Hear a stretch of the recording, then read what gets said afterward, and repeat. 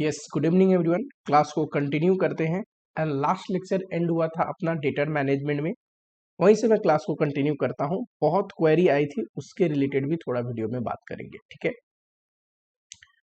Data management की बात करें तो मैंने आपको बताया था कि डेटा मैनेजमेंट में दो चीजें हमें पढ़नी है। एक तो management of data,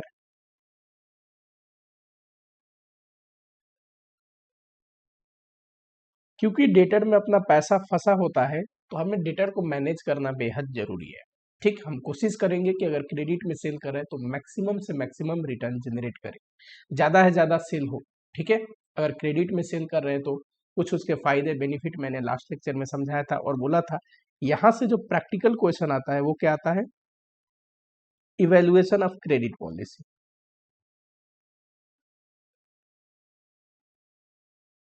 credit policy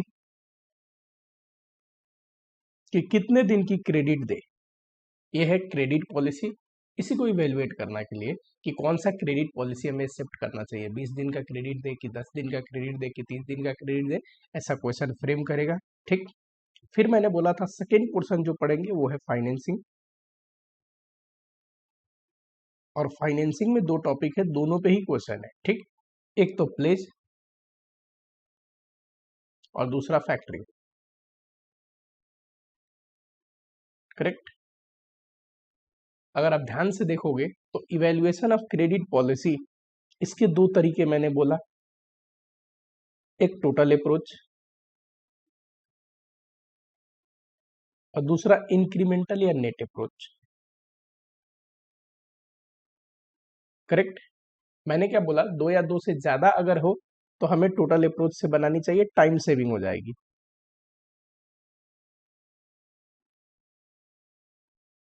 कई बार क्वेश्चन ऐसा हुआ तो होता है जहाँ पे इंक्रीमेंटल ही डेटा दिया है तो इंक्रीमेंटल अप्रोच से बनाने आना चाहिए अपने को। सिर्फ इसमें इंक्रीमेंटल बेनिफिट मतलब इंक्रीमेंटल सेल, इंक्रीमेंटल कॉस्ट को कंसीडर किया जाता है, ठीक है। यहाँ पे मैंने आपको समझाया था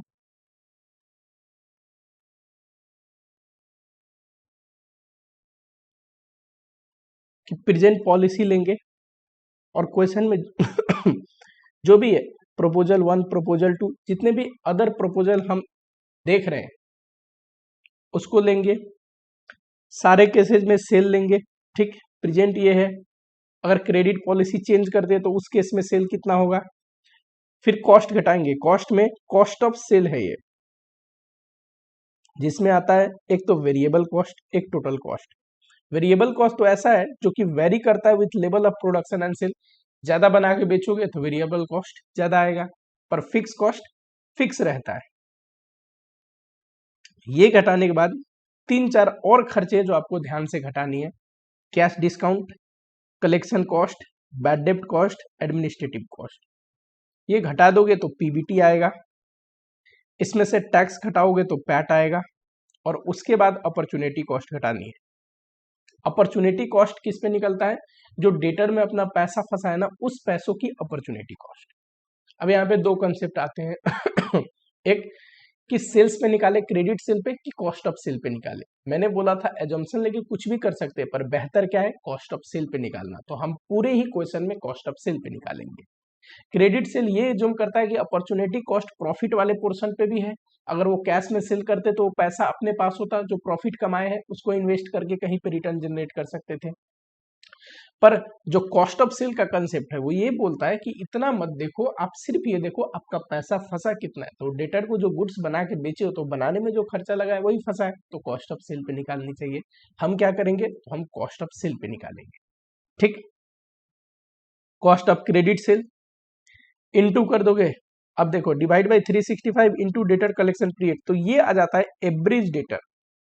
हमें निकालना क्या है, एवरेज डेटर, यानी कि डेटर में कितना अमाउंट फंसा है, उसी पे तो अपॉर्चुनिटी कॉस्ट लगेगा। और जो अपॉर्चुनिटी कॉस्ट का परसेंटेज है कि किस रेट से हम एक्सपेक्ट करते हैं, रेट ऑफ रिटर्न क्या है, उससे इंटू कर दोगे। सिंस ये पैट के बाद अपॉर्चुनिटी कॉस्ट घटाना है तो आरओआई क्या होना चाहिए, आफ्टर टैक्स। अगर बिफोर टैक्स दिया है तो 1 माइनस टी इंटू करके आफ्टर टैक्स करेंगे। ठीक, वही मैंने आपको यहाँ पे दिखाया, करेक्ट। ये घटने के बाद जो आता है उसको बोलते हैं नेट बेनिफिट, जिसमें सबसे ज्यादा होगा उसी को एक्सेप्ट करेंगे। मैंने बोला था कि देखो, ये मैंने समझा दिया आपको कि हमें कॉस्ट ऑफ क्रेडिट सेल पे निकालना है कि अगर इंक्रीमेंटल आता है ना, उसी 3 एग्जाम्पल को लेते हैं। इंक्रीमेंटल आता है ना तो कुछ नहीं करना है, सिर्फ इंक्रीमेंटल लेना है। प्रेजेंट के तुलना में जो नए पॉलिसी है उसमें कितना एडिशनल रेवेन्यू हो रहा है, कितना एडिशनल कॉस्ट इनकर्ड हो रहा है। एडिशनल रेवेन्यू कैसे निकलेगा? मान लो ये तीनों का क्रेडिट सेल है, ठीक, जो ऊपर हमने निकाला वैसे ही। अब इंक्रीमेंटल सेल निकालना हो तो इंक्रीमेंटल सेल कैसे निकलेगा? प्रेजेंट के तुलना में P1 में कितना एडिशनल सेल हो रहा है, ये इंक्रीमेंटल सेल है। प्रेजेंट के तुलना में P2 में कितना एडिशनल सेल हो रहा है, जैसे कि एग्जांपल मान लो यार 1 लाख था, 1,20,000, 1,60,000, ये टोटल सेल है। इंक्रीमेंटल सेल बोले तो ये देखो, प्रेजेंट के तुलना में प्रपोजल 1 में कितना एडिशनल सेल है, ये रहा। प्रेजेंट के तुलना में प्रपोजल 2 में कितना एडिशनल सेल है, 60,000। तो यानी कि एडिशनल सेल लेना है, एडिशनल कॉस्ट लेना है, ठीक। एडिशनल कॉस्ट में वेरिएबल कॉस्ट तो एडिशनल आएगा, फिक्स कॉस्ट एडिशनल नहीं आएगा। फिक्स कॉस्ट तो सेम ही है तीनों प्रपोजल में। वैसे ही बैड डेप्ट हो गया, एडमिनिस्ट्रेटिव कॉस्ट, कलेक्शन कॉस्ट, सिर्फ एडिशनल वाला लेना है। तो जो प्रॉफिट बिफोर टैक्स आएगा, ये एडिशनल प्रॉफिट बिफोर टैक्स आएगा, टैक्स घटाओगे इंक्रीमेंटल प्रॉफिट आएगा, ठीक। इन्हीं दो को केस में आएगा, क्यों? क्योंकि ये प्रेजेंट की तुलना में एक्स्ट्रा कितना इस प्रपोजल में है ये निकाल रहे हैं। फिर इंक्रीमेंटल अपॉर्चुनिटी कॉस्ट, तीनों को अपॉर्चुनिटी कॉस्ट निकाल लो अलग से वर्किंग नोट में, देख लो प्रेजेंट के तुलना में प्रपोजल 1 में कितना एडिशनल अपॉर्चुनिटी कॉस्ट आया, वो यहाँ से घटा दो। प्रेजेंट के तुलना में प्रपोजल 2 में कितना एडिशनल अपॉर्चुनिटी कॉस्ट आया, वो यहाँ से घटा दो, ठीक। तो ये आ गया एडिशनल बेनिफिट। इसको निकालने का एक और तरीका है, ये जो बेनिफिट आया था और ये जो P1 का प्रपोजल 1 का है, इनका जो डिफरेंस है यही नहीं है एडिशनल बेनिफिट जो हम नीचे निकाल रहे हैं, यही है, और इतना ही अमाउंट आना चाहिए। चलो एक क्वेश्चन में करेंगे तो आपको समझ में आ जाएगा, ठीक है। आइए जरा क्वेश्चन करते हैं।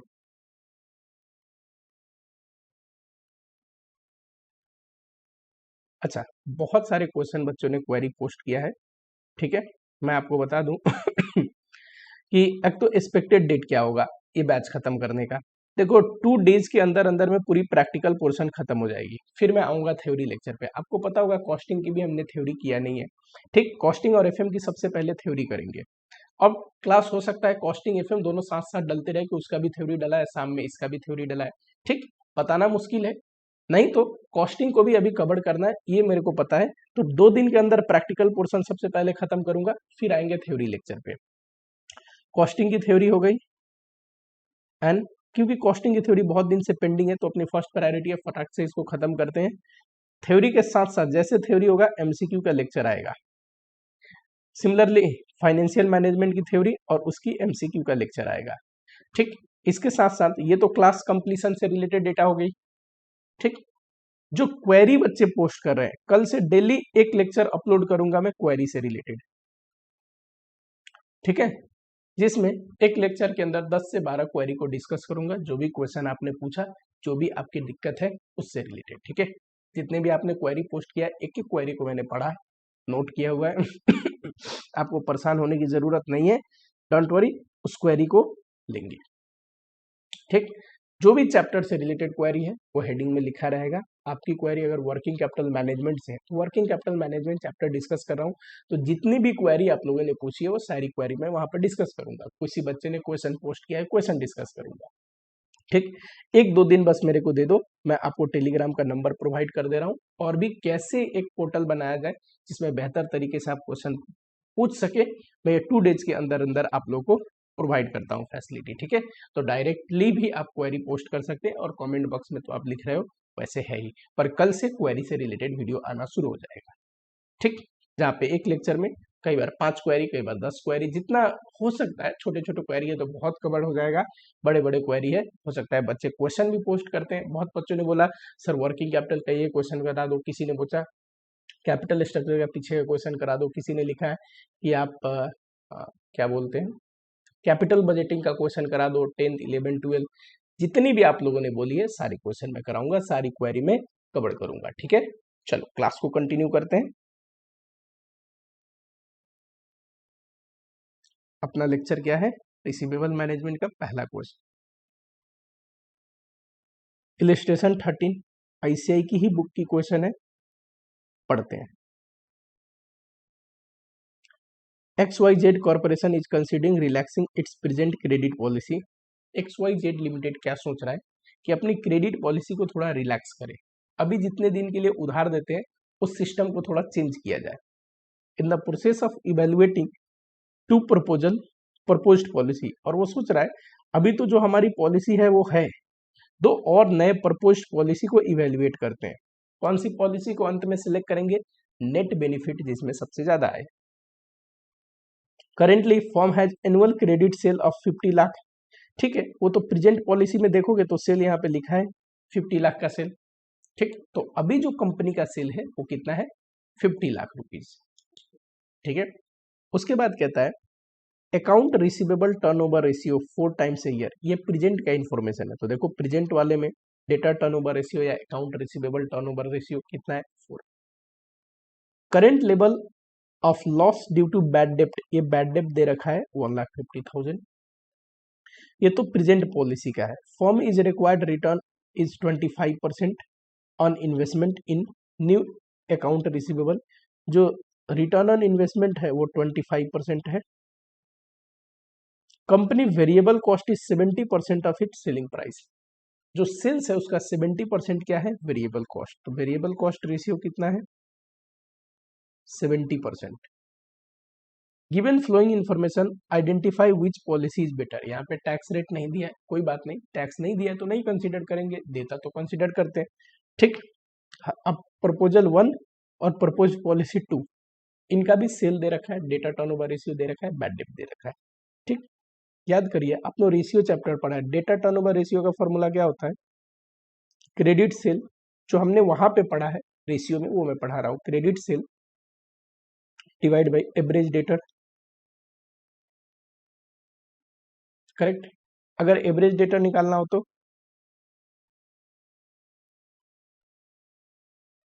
Credit sale divide by data turnover ratio.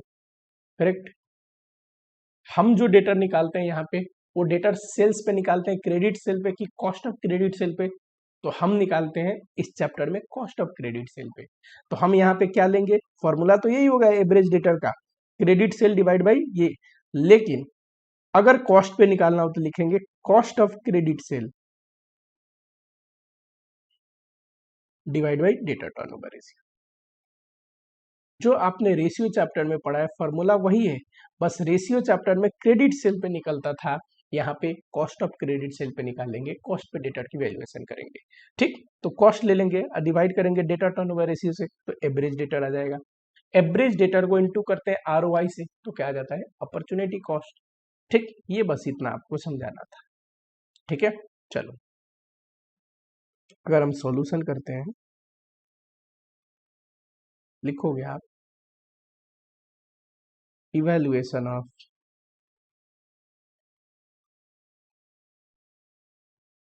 Credit policy,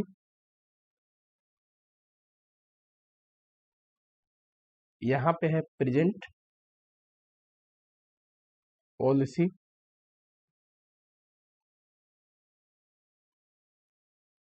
proposal 1, proposal 2। ठीक है, तीनों ही केस में क्रेडिट सेल दे रखा है। बताइए कितना है क्रेडिट सेल?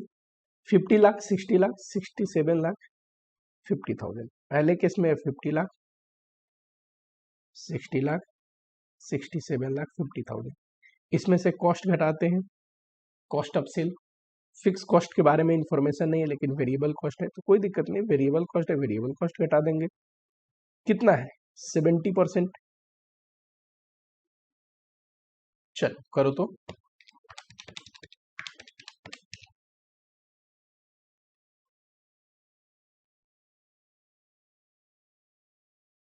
ठीक, अच्छा अभी ये करने की जरूरत नहीं, बैड डेब्ट भी एक ही साथ घटा लेंगे। चलो 60 लाख है, इसका अगर 70% करोगे 42 लाख आएगा।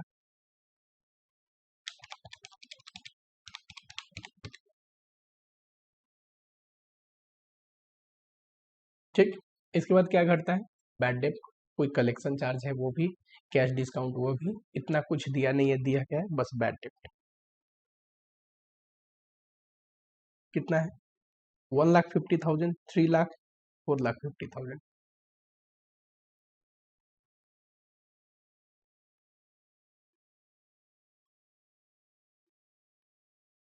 ठीक, ये घटाने के बाद आता क्या है पीबीटी, फिर टैक्स घटाते तो आता है पैट, पर यहाँ पे टैक्सेशन वगैरह है नहीं तो सीधा एक्सपेक्टेड प्रॉफिट लिख दो इसको,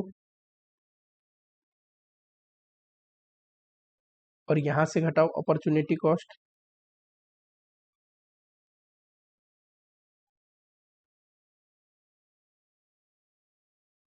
अपॉर्चुनिटी कॉस्ट कैसे निकलता है, एवरेज डेटर,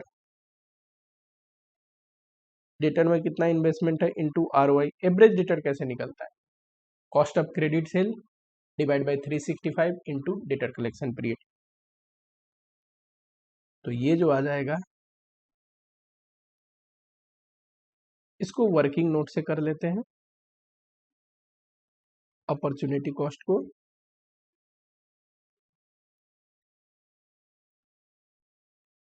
पहले केस में देखिए अपने पास कॉस्ट ऑफ सेल कितना है 35,00,000। मैंने बताया आपको एवरेज डेटर कैसे निकलेगा, कॉस्ट ऑफ सेल को डेटर टर्नओवर रेशियो से डिवाइड करके। पहले केस में डेटर टर्नओवर रेशियो है 4, तो ये तो आया average debtor into ROI. ROI कितना है बताओ, तो आरओआई है 25%। कितना आएगा,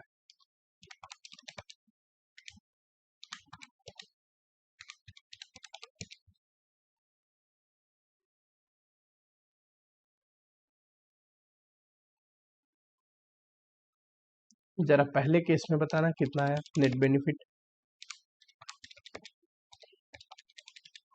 एक्सपेक्टेड प्रॉफिट तो 13,50,000,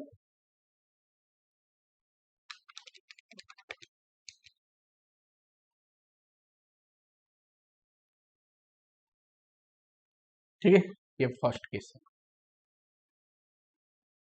सेकेंड केस में बताओ डेटा टर्नओवर रेशियो कितना है, सेकेंड केस में 3,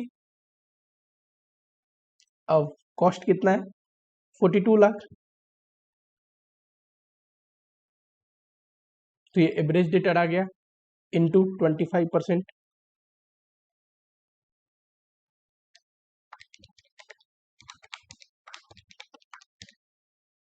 3,50,000 आएगा। चलो इस केस में अगर देखोगे तो 60,00,000 है, माइनस 42,00,000, माइनस 3,00,000,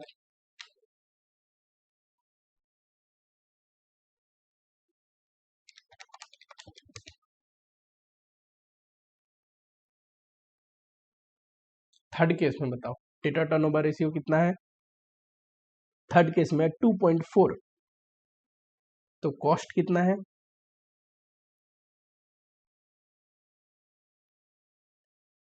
डिवाइड करेंगे 2.4 से तो एवरेज डेटर आएगा इंटू 25%।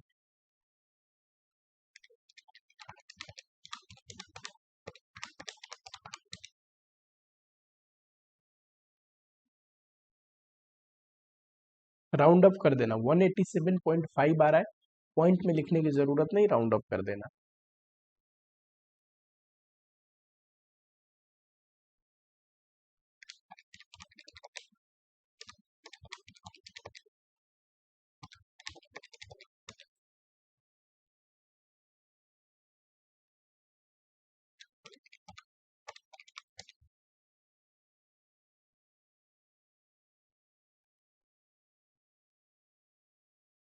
चलो सबसे ज्यादा किस में आ रहा है, तो सबसे ज्यादा यहां पे है net benefit,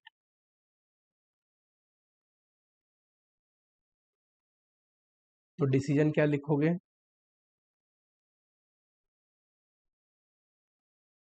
since net benefit is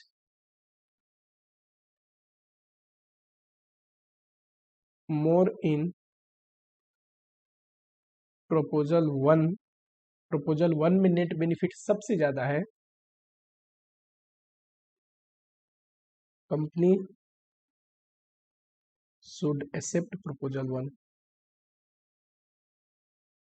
company को कौन सा प्रपोजल चलाना चाहिए? प्रपोजल 1। ये कौन सा अप्रोच था? ये है टोटल अप्रोच। इसी को इंक्रीमेंटल अप्रोच से करना होता तो, अगर इंक्रीमेंटल अप्रोच से करना होता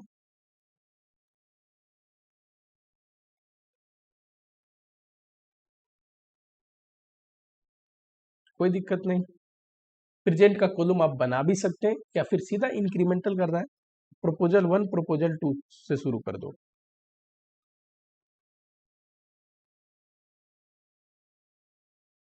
ठीक है, और लिखो है क्या? Incremental cell. देखो प्रपोजल 1 में 50 लाख है, सॉरी प्रेजेंट में 50 लाख है, प्रपोजल 1 में 60 लाख, कितने से एडिशनल सेल हो रहा है? 10 लाख, तो ये 10 लाख आएगा। सिमिलरली यहाँ पे सेल कितना है? 50 लाख, और यहाँ पे 67 लाख 50,000, कितना एडिशनल सेल है? 17 लाख 50,000, 17 लाख 50,000 आएगा, लेस वेरिएबल कॉस्ट।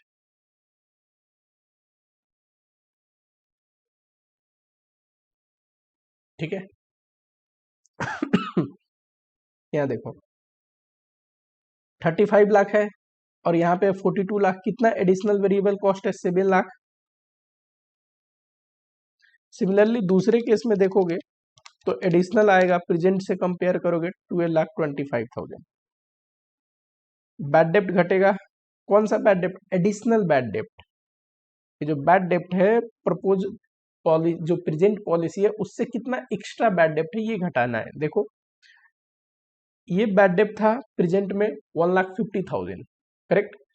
अब प्रपोजल 1 में 3 लाख हो जाएगा, कितना इंक्रीज होगा? एडिशनल कितना होगा? 1,50,000, तो 1,50,000 घटाओगे। सिमिलरली यहाँ देखो 450 हो जाएगा, तो एडिशनल बैड डेप्ट कितना हो गया? प्रेजेंट के तुलना में प्रपोजल 2 में एडिशनल बैड डेप्ट कितना है? 3 लाख। 3 लाख घटाओगे तो इसको लिखोगे एडिशनल एक्सपेक्टेड प्रॉफिट।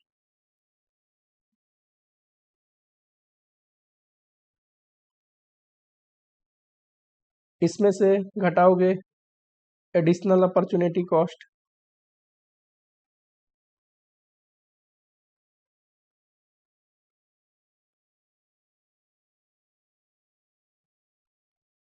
चलो एडिशनल अपॉर्चुनिटी कॉस्ट कैसे निकलेगा? निकालना है, सही है, अपॉर्चुनिटी कॉस्ट निकाल लिया तीनों को और देख लेना है एडिशनल कितना है। इसके तुलना में ये कितना एक्स्ट्रा आ रहा है? 3,50,000 माइनस 2,18,750।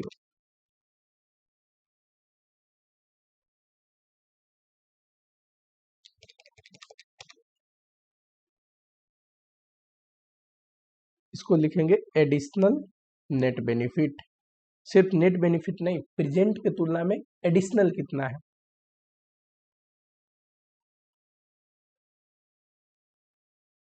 सिमिलरली यहाँ पे देखो प्रेजेंट के तुलना में ये कितना एडिशनल?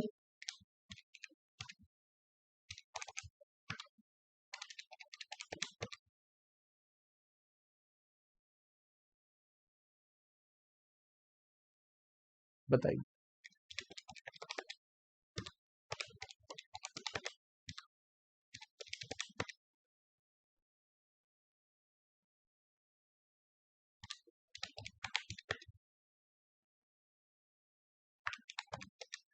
ये तो लॉस में आ गया।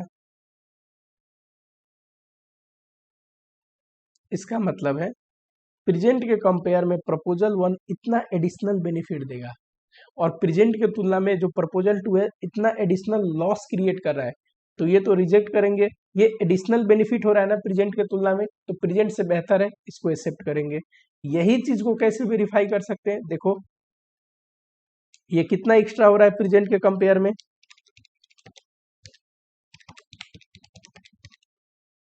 18,750। क्या हमने निकाला था प्रेजेंट के तुलना में एडिशनल कितना? तो इतना ही आ रहा है, बिल्कुल इतना ही आना ही चाहिए।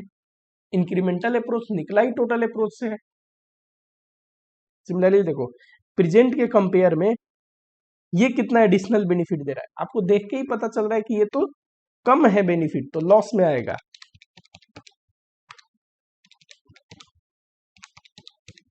कितना लॉस आ रहा है प्रेजेंट के कंपेयर में, ये अगर कंपेयर किया जाए तो 48,438, इतना डिक्रीज हुआ है बेनिफिट, तो यही आया है, देखो डिक्रीज इन बेनिफिट।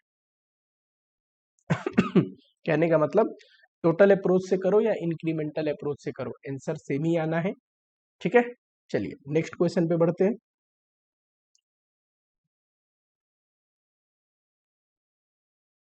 फैक्टरिंग से रिलेटेड ये क्वेश्चन है,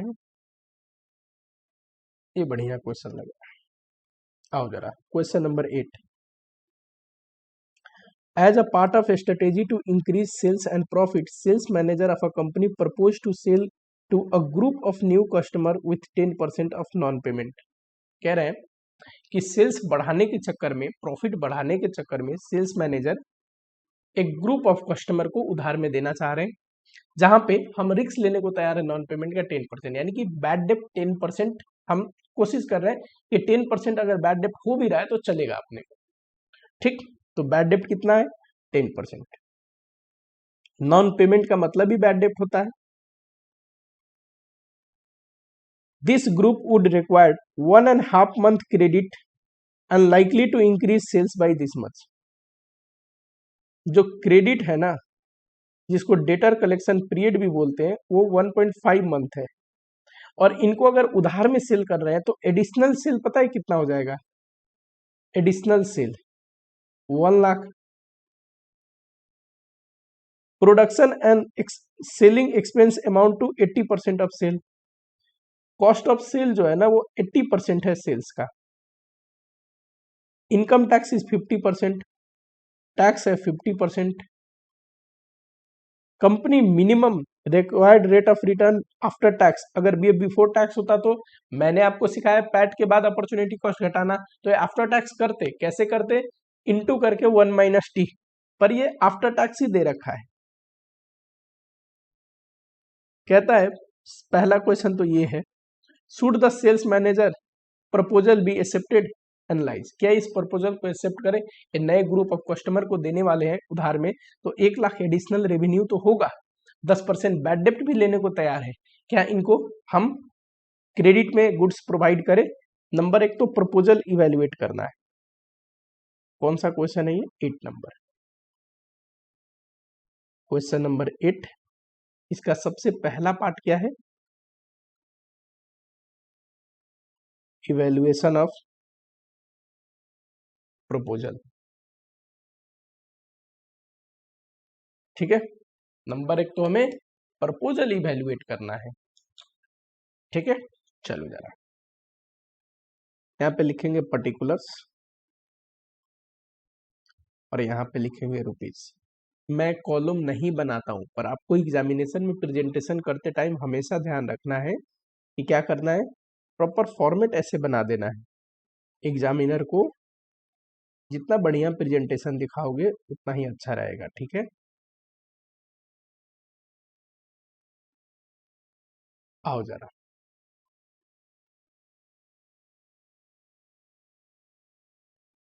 एडिशनल सेल कितना है?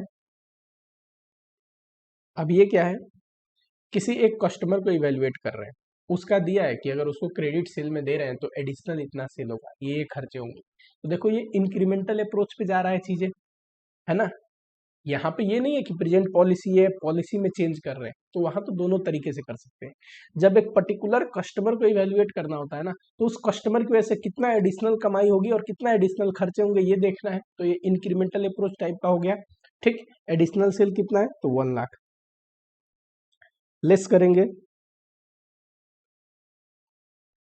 कॉस्ट ऑफ सेल, जो कि है अगर आप देखोगे ध्यान से 80% दे रखा था क्वेश्चन में, ये रहा 80%, तो ये आ गया 80,000। हमें बोला है कि हम बैड डेप्ट एक्सेप्ट करने को रेडी है, नॉन पेमेंट का रिस्क 10%, तो बैड डेप्ट घटा दूं। बैड डेप्ट हमेशा सेल्स पे निकालेंगे, क्योंकि जो क्रेडिट सेल है वही तो डेटर होगा और उसी पे बैड डेप्ट होगी। ठीक, क्रेडिट सेल पे ही तो बैड डेप्ट हो सकता है, तो 1 लाख का 10% 10,000, ये क्या आ गया? पीबीटी। इसमें से टैक्स घटाओगे जो कि है 50% के रेट से, हाँ जी 50% के रेट से, तो ये क्या आता है पैट। और इसमें से opportunity cost घटाओगे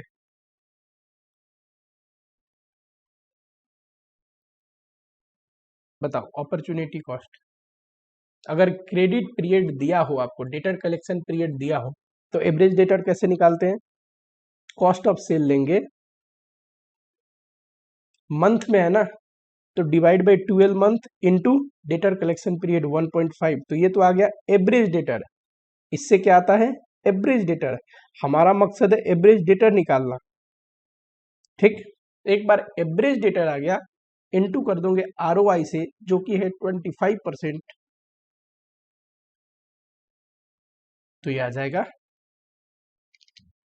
80,000 divide by 12 into 1.5, तो ये आ रहा है 10,000 जो कि एवरेज डेटर है, इसका 25% 2,500, तो नेट बेनिफिट आएगा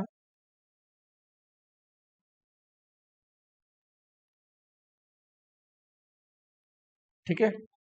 और डिसीजन क्या लेंगे, proposal should be accepted,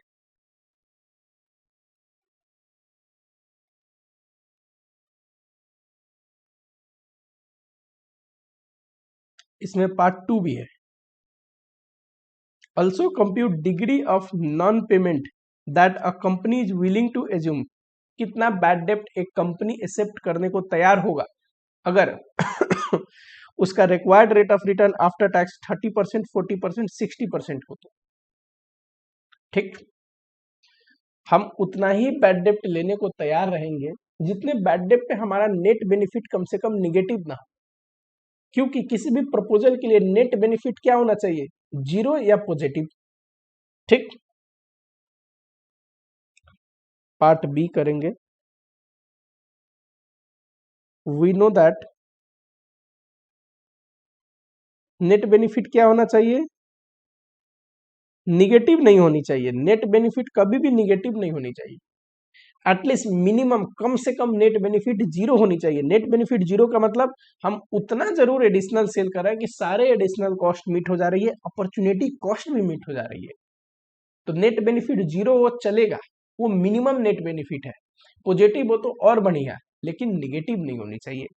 we know that net benefit should be greater than equal to zero, that is to accept the policy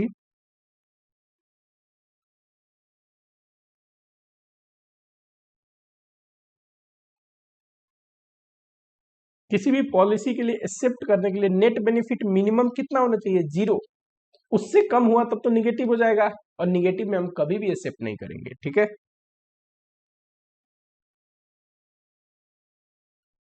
minimum net benefit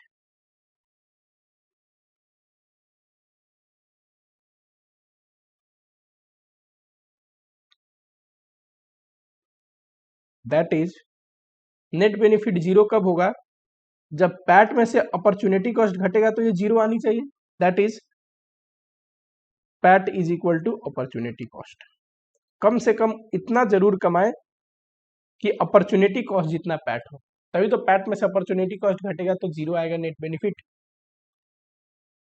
ठीक है। इतना समझ में आ रहा है कि किसी भी प्रपोजल में नेट बेनिफिट पॉजिटिव हो तो बहुत बढ़िया है, ना हो तो कम से कम जीरो आए, निगेटिव ना आए, निगेटिव आया तो प्रपोजल अच्छा है ही नहीं, ठीक है। तो बैड डेप्ट कितना होना चाहिए निकालने के लिए, हम ये कंडीशन मानते हैं कि PAT is equal to net benefit. चलो अब निकालते हैं यहां पे, लेट बैड डेप्ट बी, बैड डेप्ट ही तो निकालना है, एक के केस में x मान लेते हैं, दूसरे केस में y, और थर्ड के केस में z, इन इच केस, वैसे आप इंडिविजुअल लिख सकते हैं किस केस में क्या माने, पर इच केस लिख देता हूं, इतने से काम बन जाएगा, ठीक है। चलो जरा अब देखो यहाँ पे 3 केस है ना, अगर रिक्वायर्ड रेट ऑफ रिटर्न 30% हो, 40%, 60%। रिक्वायर्ड रेट ऑफ रिटर्न कितना हो, 30%, 40%, 60%। जो एडिशनल सेल है वो तो 1 लाख ही है। हमें बस बैड डेप्ट निकालना है कि कितना मिनिमम बैड डेप्ट होना चाहिए, सॉरी मैक्सिमम बैड डेप्ट होना चाहिए इस केस में, अगर हमारा रिक्वायर्ड रेट ऑफ रिटर्न इतना है तो।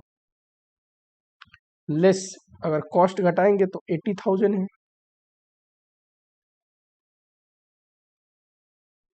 बैड डेप्ट हमें नहीं पता, हमने एज्यूम कर लिया है।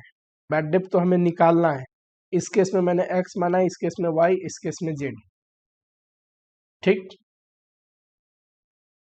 कितना आएगा पीबीटी, इसमें आएगा 20,000 माइनस एक्स, इसमें आएगा 20,000 माइनस वाई, इसमें आएगा 20,000 माइनस जेड। करेक्ट। इसमें से टैक्स घटता है तो पैट बचता है। टैक्स कितना है, 50%। अब बताओ 20,000 माइनस एक्स इंटू 50% मतलब 0.5, तो ये आ जाएगा पता है, 20,000 माइनस एक्स इंटू 0.5, यही आएगा ना टैक्स। अब इसको ऐसे भी लिख सकते हैं या फिर मल्टीप्लाई करके ब्रैकेट खोल के लिख दो। मल्टीप्लाई भी करोगे तो कितना आएगा, 20,000 में 0.5 इंटू होगा, चलो इतने में ही लिख दो, कोई दिक्कत नहीं, आगे तो हमें करना ही है। अगर इसमें से ये घटता है तो इतना ही बचेगा। 50% अगर घट गया पैट तो बचा हुआ प्रॉफिट आफ्टर टैक्स कितना बचेगा, उतना ही जितना टैक्स है, क्योंकि 50% टैक्स है तो बचा हुआ 50% क्या आएगा, पैट।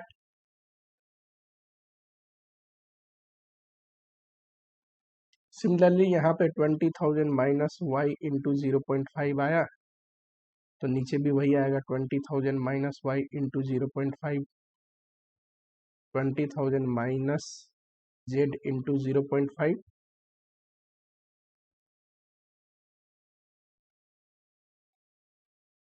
ये तो पैट आया। करेक्ट।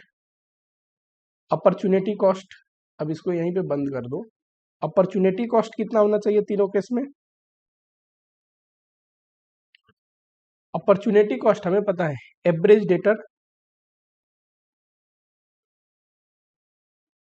ऊपर निकाल रखा है एवरेज डेटर, दोबारा मेहनत करने की जरूरत नहीं। ये एवरेज डेटर 10,000 आएगा, करके देख लो, 80,000 डिवाइड बाई 12 इंटू 1.5। ठीक, उसमें आर वाई इंटू करते हैं, तो यहाँ पे 10,000 में 30% इंटू करेंगे तो 3,000 आएगा, 40% इंटू करेंगे 4,000 या 6,000। करेक्ट, यही आना चाहिए। अब तो आ गया, अब बस इक्वेशन को इक्वेट कर दो। चलो इक्वेट करो फटाफट। अगर हम फर्स्ट केस में देखें तो देखो, पैट इज इक्वल टू क्या होना चाहिए, अपॉर्चुनिटी कॉस्ट। मैंने आपको समझा दिया कि नेट बेनिफिट कम से कम 0 आए, उसके लिए पैट और अपॉर्चुनिटी कॉस्ट इक्वल होनी चाहिए। तो 20,000 minus x into 0.5 is equal to 3,000 करना जरा, ये इंटू करोगे, एक्स की वैल्यू आएगी 14,000। ये तो बैड डेप्ट अमाउंट में आ गया। ठीक, बैड डेप्ट ये क्या आ गया, अमाउंट में। परसेंटेज में बोले तो बताओ, हमेशा सेल्स का कितना परसेंट होता है, क्रेडिट सेल का, क्रेडिट सेल तो 1 लाख है, तो 14%। सिमिलरली जो अपना सेकेंड केस है ये रहा, इसमें पैट ये है और अपॉर्चुनिटी कॉस्ट ये है, इक्वेट करो, 20,000 minus y into 0.5 is equal to 4,000। ये आएगा 10,000 minus 0.5 y is equal to 4,000, और y की जो वैल्यू आएगी 6 और डिवाइड बाई 0.5 करोगे 12,000। ठीक, ये तो बैड डेप्ट आया। तो दूसरे केस में बैड डेप्ट होना चाहिए मैक्सिमम 12,000, उससे ज्यादा नहीं, नहीं तो बात बनेगी नहीं। 12,000 मैक्सिमम आनी चाहिए, क्योंकि हमें अपॉर्चुनिटी कॉस्ट 40% भी तो चाहिए।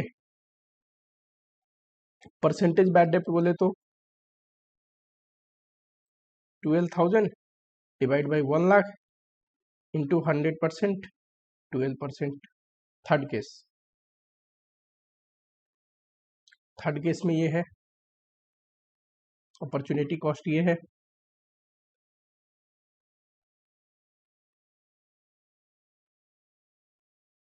इससे जेड की वैल्यू निकालोगे तो जेड की वैल्यू आएगी 10,000 और उसमें 6 बच गया 4, 8,000। ठीक, तो बैड डेप्ट तो आ गया 8,000, ये अमाउंट में है, लेकिन अगर परसेंटेज में एक्सप्रेस करना हो बैड डेप्ट को तो 8,000 डिवाइड बाई 1 लाख इंटू 100, तो ये आ जाएगा 8%। करेक्ट, ये रहा। नेक्स्ट क्वेश्चन पे आऊं, ये भी बढ़िया क्वेश्चन है। क्या पूछा है? Slow payers are regular customer of good deal limited. यहाँ पे बायर का नाम क्या है?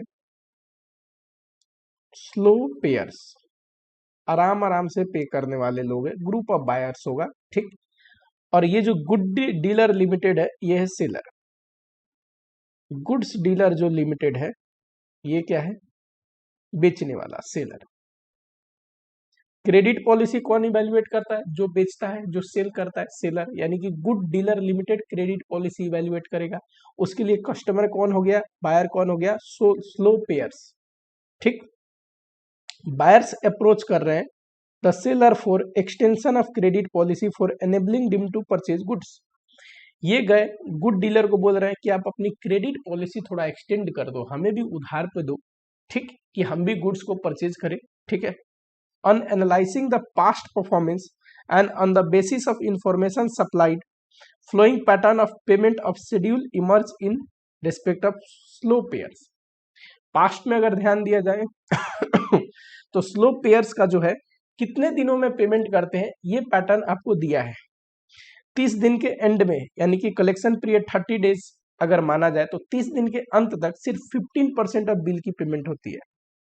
15% जो हमने सेल किया है ना इनको, उसका पेमेंट 30 दिन के अंदर आ जाता है।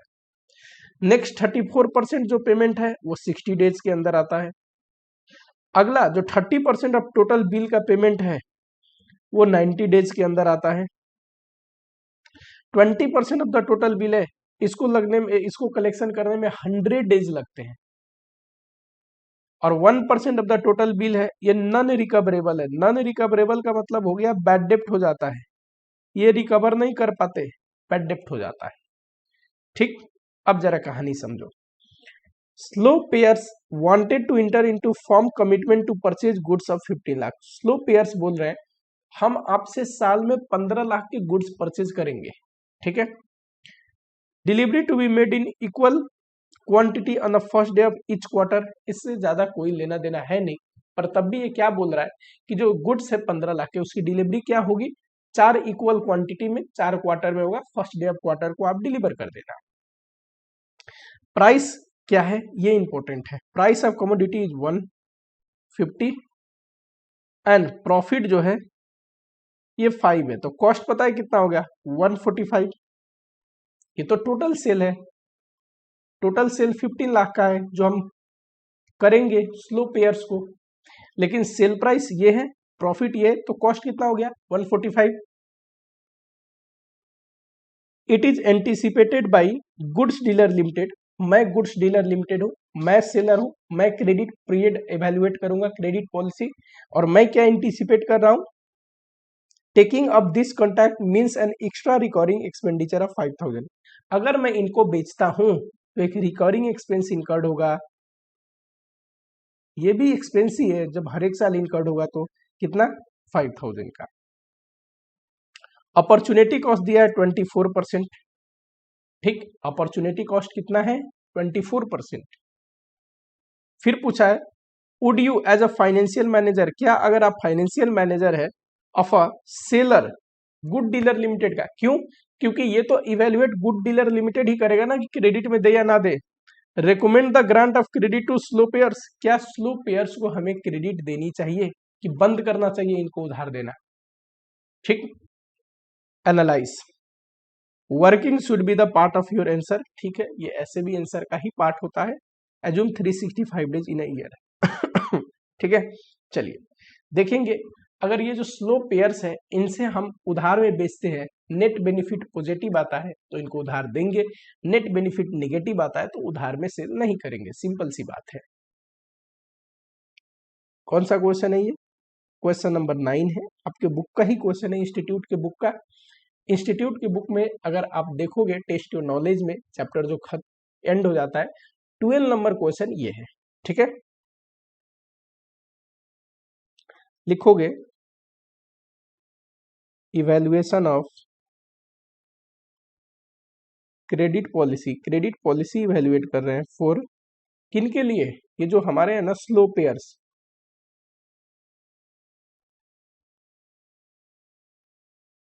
यहां पे आएगा पर्टिकुलर्स।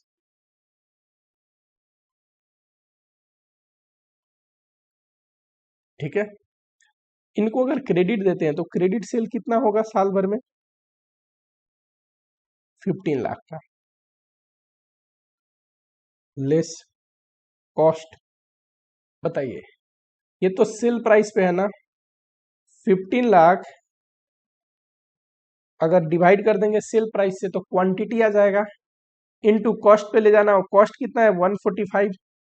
आपको पता होना चाहिए अगर 1 से 50 सेल प्राइस है और 5 रुपया प्रॉफिट है तो 145 क्या होगा कॉस्ट, तो कितना आ जाएगा 14,50,000 लेस एक और खर्चा है ना रिकरिंग कॉस्ट, कितना है 5,000 लेस बैड डेप्ट कितना है, आप ध्यान से देखना जरा कितने परसेंट बिल हमें पेमेंट नहीं होती, बैड डेप्ट हो जाता है नॉन रिकवरेबल 1%। ठीक, 15 लाख हम टोटल सेल करेंगे, उसका अगर 1% भी बैड डेप्ट हो जाए तो कितना होता है 15,000। टैक्स है क्या क्वेश्चन में? नहीं है, तो एक्सपेक्टेड प्रॉफिट बताइए।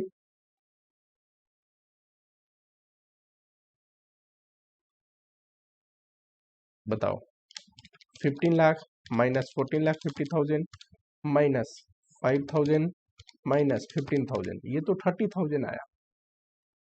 इसके बाद क्या घटेगा? Less opportunity cost.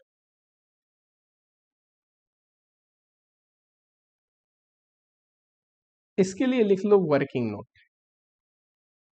और ये घटने के बाद जो आएगा वो है नेट बेनिफिट। पॉजिटिव हुआ तो क्रेडिट देंगे, नहीं हुआ नहीं देंगे। ठीक है, इसके बाद हम एक डिसीजन भी लिखते हैं, और यहां पे लिख लेता हूं मैं वर्किंग नोट नंबर 1 जो कि है अपॉर्चुनिटी कॉस्ट का। करेक्ट, वर्किंग नोट नंबर 1 जो कि है अपॉर्चुनिटी कॉस्ट का। चलो देखो जरा फटाफट से, यहां पे देखना 15% of the bill, 15% of bill, इनमें कितना अपॉर्चुनिटी कॉस्ट होता है? देखो हमारा टोटल कॉस्ट कितना है, ये तो खर्चा है ही, ये तो खर्चा है ही टोटल कॉस्ट में, ये रिकॉर्डिंग कॉस्ट जो है ये भी तो इनकर्ड हो रहा है तो हमें ये भी लेना चाहिए। 14,55,000 हमें क्रेडिट सेल पे नहीं निकालना, अपॉर्चुनिटी कॉस्ट पे निकालना है, तो कॉस्ट ये रहा, इसका 15%, तो 15% ऑफ द बिल आ गया, जो 15% वाले लोग हैं टोटल सेल के। ठीक, अब यहाँ पे सेल ना लेके कॉस्ट क्यों नहीं है? क्योंकि अपॉर्चुनिटी कॉस्ट कॉस्ट पे निकाला जाता है। इनके लिए क्रेडिट पीरियड पता है कितना है, कितने दिन में देते हैं? 30 डेज में। तो एवरेज डेटा निकालना हो तो डिवाइड बाई 365 इंटू 30, तो ये पता है कॉस्ट ऑफ डेटर आ गया। अभी तक हमने निकाला वो कॉस्ट ऑफ डेटर आया, इंटू कर देंगे अपॉर्चुनिटी कॉस्ट से जो कि है 24%, तो ये आ जाएगा अपॉर्चुनिटी कॉस्ट का अमाउंट।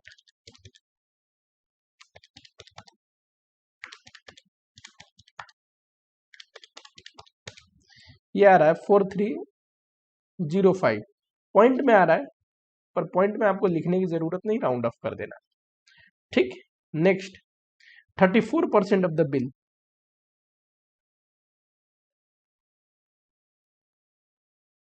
चलो, टोटल कॉस्ट इतना है टोटल डेटर का, इसका 34% वाले लोग ये हो गए। इनका कलेक्शन पीरियड कितना है? 60 डेज। तो 60 डिवाइड बाई 365, ठीक। तो ये तो एवरेज डेटा रहा है इंटू 24%। चलो बताओ,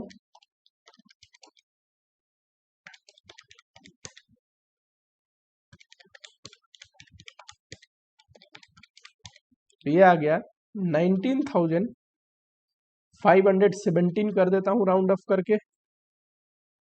नेक्स्ट नेक्स्ट है 30% ऑफ द बिल।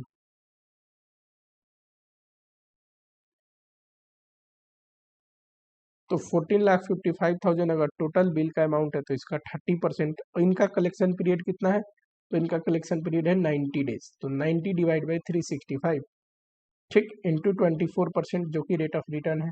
बताओ,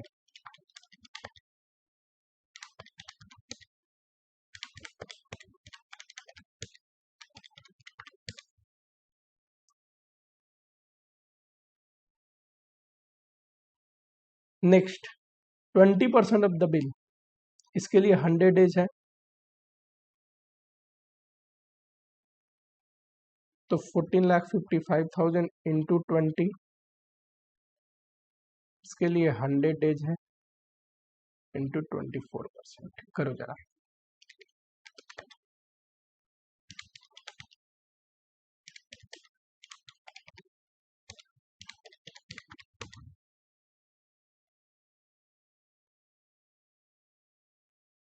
जरा इसकी टोटल करना। अपॉर्चुनिटी कॉस्ट है कितना आ रहा है?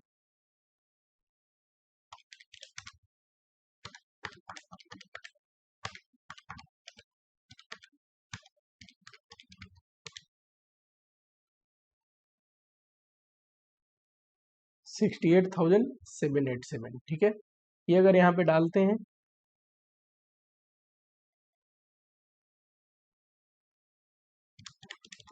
तो ये निगेटिव में आ गया 38,787। जब निगेटिव में आया नेट बेनिफिट, तो हमें क्या करनी चाहिए डिसीजन?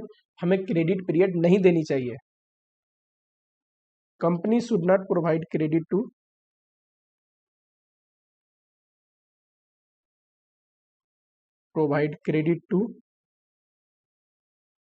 स्लो पेयर्स, ठीक है। स्लो पेयर्स को हमें क्रेडिट नहीं देना चाहिए। लास्ट जो 1% ऑफ द बिल है उसका क्यों नहीं किया? क्योंकि वो तो बैड डेप्ट कर देते हैं, और बैड डेप्ट कर देते हैं तो उनका बैड डेप्ट हमने लिख रखा है, ठीक है। आओ जरा, थोड़ा एडिशनल क्वेश्चन में से कुछ क्वेश्चन कराना जरूरी है आप लोगों को। आइए, a new customer with a 10% risk of non payment, ये क्या है? बैड डेप्ट का रिस्क है। Desire to establish a business, वो हमसे बिजनेस करना चाहता है, ठीक है। और क्या कहता है? To establish a business connection with you. अब ये बैड डेप्ट तो बोल दिया 10%। He would require 1.5 month credit period. Debtor collection period या कलेक्शन पीरियड कितना हो गया? 1.5 month. Likely to increase your sales, अगर उससे करते हैं तो एडिशनल सेल कितना हो जाएगा? 1,20,000। जो कॉस्ट ऑफ सेल है वो है 85%। अगर कॉस्ट की बात करें तो ये है 85%। टैक्स 30% है। क्या हमें प्रपोजल एक्सेप्ट करनी चाहिए? कोई दिक्कत नहीं। आओ जरा, एडिशनल क्वेश्चन का क्वेश्चन नंबर 1 करा रहा हूं मैं।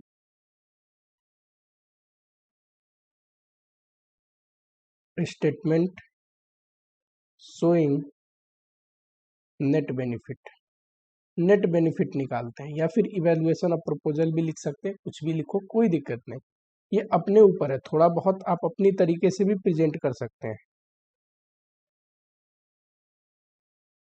एडिशनल सेल कितना होगा? अगर हमने उससे प्रपोजल एक्सेप्ट किया तो इतना लेस। आपको पता है वेरिएबल कॉस्ट या टोटल कॉस्ट दे रखा है, जो कि है 85%। 1,20,000 का 85% होता है 1,02,000 लेस। बैड डेप्ट कितना होगा? बैड डेप्ट बोला है 10%, क्रेडिट सेल का 10% होता है, इसका 10% 12,000 हो गया। ठीक, और भी कोई नुकसान है क्या? देखो जरा, और नहीं है क्या? और कोई खर्चा दिया होता, जैसे कैश डिस्काउंट देना पड़ेगा हमें थोड़ा बहुत, या फिर कलेक्शन चार्जेस का इसका बोला होता है इतना कलेक्शन चार्ज, जो भी देता सब घटाते हैं हम। ठीक, पीबीटी बताइए। 1,20,000 में से 1,02,000 और 12,000 अगर घटता है तो 6,000 आएगा, करेक्ट। इसमें से हम टैक्स घटा दे, जो कि टैक्स का परसेंटेज है कितना है 30%, और आरओआई दे रखा है रिटर्न ऑन इन्वेस्टमेंट, जिसको आईआरआर भी बोल सकता है, आरओआई भी बोल सकता है, सिर्फ रिटर्न बोल सकता है, आफ्टर टैक्स 40%। ठीक है,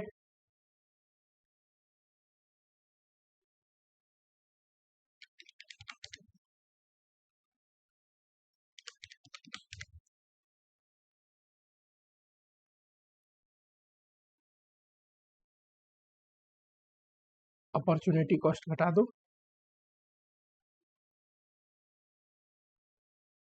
किस पे निकालेंगे? तो सर सेल पे नहीं निकालते, आपने सिखाया था, आपने सिखाया था कॉस्ट पे निकालते हैं। कॉस्ट ये रहा,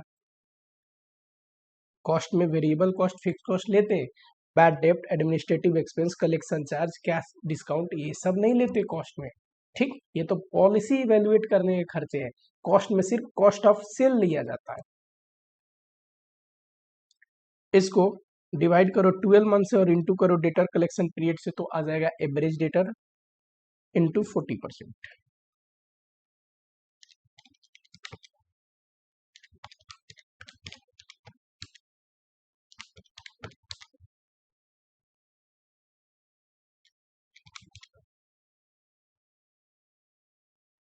अब नेट बेनिफिट यहाँ पे तो निगेटिव आ गया, ये कस्टमर अपने लिए अच्छा नहीं है अगर इसको क्रेडिट में सप्लाई करे तो क्रेडिट इसको नहीं देंगे।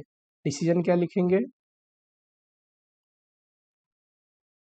Proposal should not be accepted, इतना भी लिख दोगे तो चलेगा।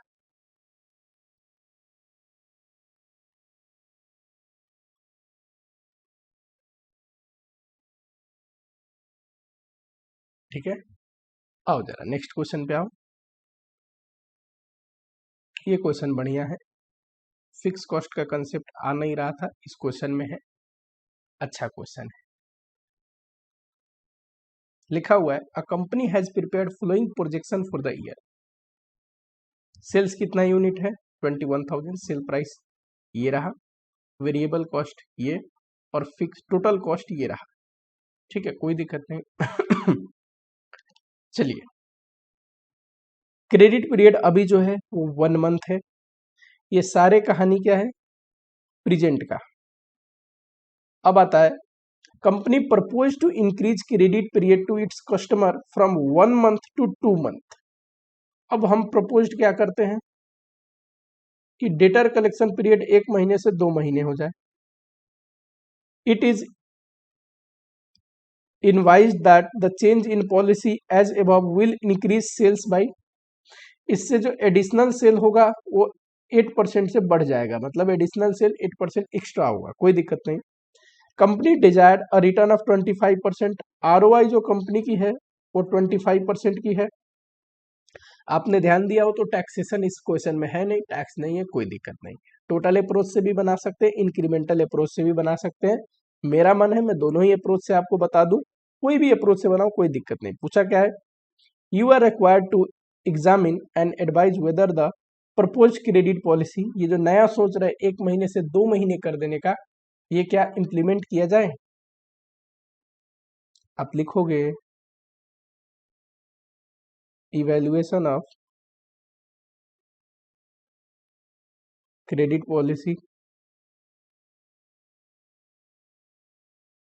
सबसे पहले अगर टोटल अप्रोच से करते हैं, अगर हम टोटल अप्रोच से करते हैं तो यहाँ पे लिखेंगे प्रेजेंट, यहाँ पे लिखेंगे proposed, correct.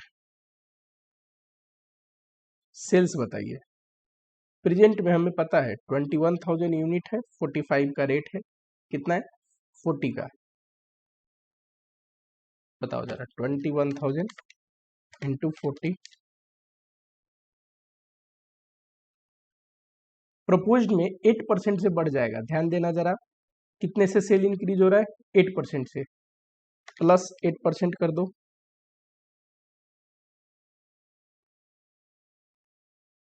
Less variable cost. Present का अगर देखोगे तो 21,000 यूनिट है, 25 है वेरिएबल कॉस्ट का, ठीक। ये देखो 25, बताओ जरा 21,000 इंटू 25,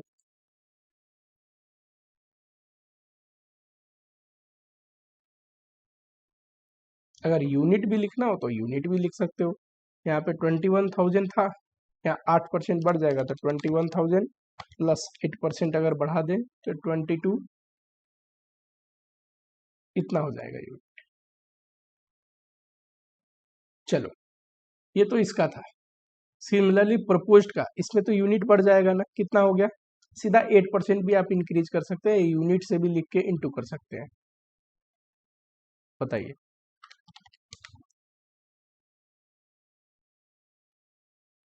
इसको 8% बढ़ाते तो इतना ही आता, देखो 5,25,000 प्लस 8%।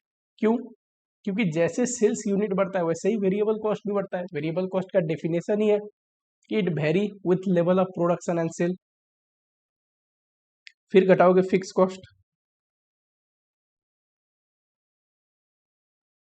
चलो प्रेजेंट में देखो फिक्स कॉस्ट कितना है, अगर टोटल कॉस्ट 35 है तो इसमें 10 rupees per unit fix cost है। 21,000 इंटू 10 2,10,000 आया। अब क्या इसमें भी 22,680 यूनिट इंटू 10 करोगे? नहीं, गड़बड़ हो जाएगी। फिक्स कॉस्ट इनकर्ड होता है इन टोटालिटी में, जो कि फिक्स रहता है। ये तो सिर्फ हम एक्सप्रेस कर चुके हैं पर यूनिट 10, जो प्रेजेंट में है तो यहाँ भी फिक्स कॉस्ट इतना ही होगा। पर यूनिट करके इंटू मत करना, fix cost per unit incurred नहीं होता, fix cost per unit change नहीं होता।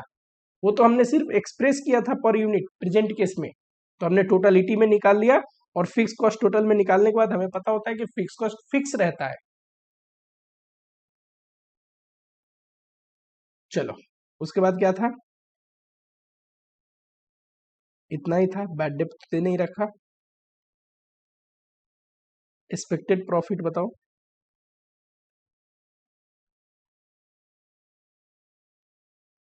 पहले केस में 840 माइनस 525 माइनस 2,10,000,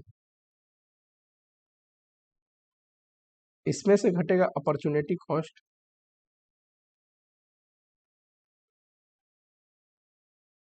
जो कि कैसे निकलता है, टोटल कॉस्ट लेंगे मंथ में तो divide by 12 into debtor collection period, तो ये आ गया एवरेज डेटर इंटू ROI। पहले केस में अगर देखा जाए तो बताओ टोटल कॉस्ट क्या आएगा। सबसे बढ़िया एक काम करते हैं, वर्किंग नोट में कर देते हैं ये नेट बेनिफिट, ठीक। वर्किंग नोट में क्या, अपॉर्चुनिटी कॉस्ट। पहले केस में बताओ टोटल कॉस्ट क्या आएगा, variable cost plus fix cost, जो कि आया 525 प्लस 2,10,000 7,35,000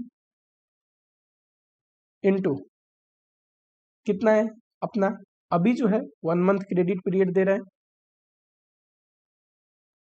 और जो ROI है वो 25% है। बताइए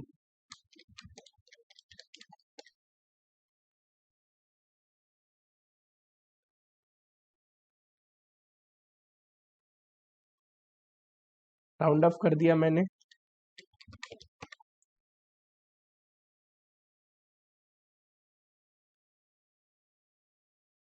687। इन्होंने राउंड ऑफ किया है कि नहीं देखना जरा, इन्होंने भी राउंड ऑफ किया है, नहीं भी किया होगा कोई दिक्कत नहीं, आप जरूर राउंड ऑफ कर देना। सेकेंड केस में देखो टोटल कॉस्ट कितना आएगा, ये वेरिएबल प्लस ये फिक्स, बताओ 567 प्लस 2,10,000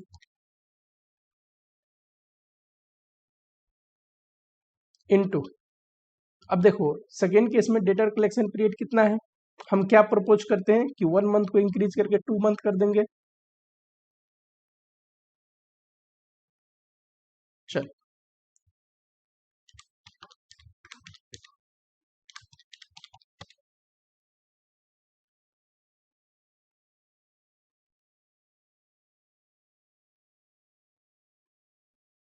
करिएगा।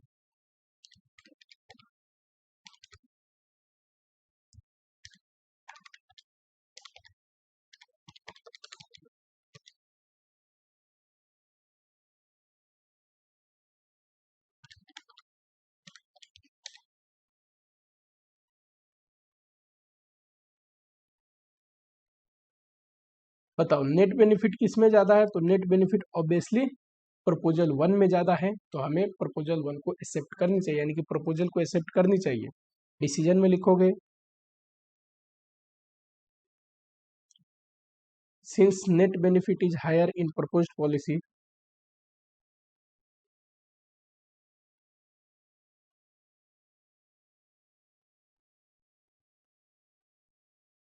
proposed policy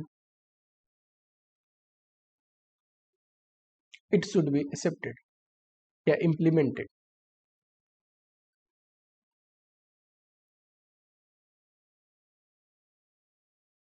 यही आपको बोलता है कि बताइए इंक्रीमेंटल अप्रोच या नेट अप्रोच से करके बताओ। मान लो बोलता है इंक्रीमेंटल अप्रोच से करके बताओ,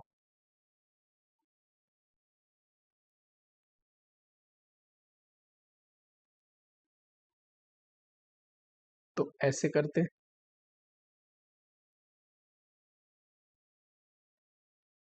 एडिशनल सेल्स कितना है, पहले तो यूनिट ही लिख लो, 21,000 यूनिट था, 8% इंक्रीज होगा, तो एडिशनल सेल्स कितना आएगा, ये यूनिट है 40 का रेट है, लेस वेरिएबल कॉस्ट, ये जो बेच रहे हैं एडिशनल सेल इसका वेरिएबल कॉस्ट 25 का रेट है ना, तो 1680 यूनिट है इंटू 25, लेस फिक्स कॉस्ट, यहीं पे हैग है, फिक्स कॉस्ट कुछ नहीं आएगा, जब हम सेल इंक्रीज कर रहे हैं फिक्स कॉस्ट बढ़ ही नहीं रहा, देखो यहाँ पे फिक्स कॉस्ट मैंने सेम ही लिखा है, तो ये क्या आ गया, एडिशनल एक्सपेक्टेड प्रॉफिट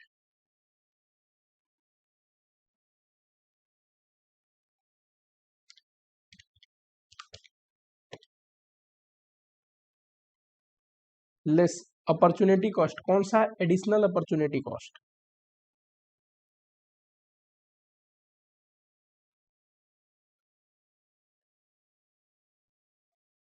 देखो निकालेंगे तो ऐसे ही अपॉर्चुनिटी कॉस्ट, और इनका जो डिफरेंस है ना ये एडिशनल है, कैसे निकालने के बाद एडिशनल 32,375 माइनस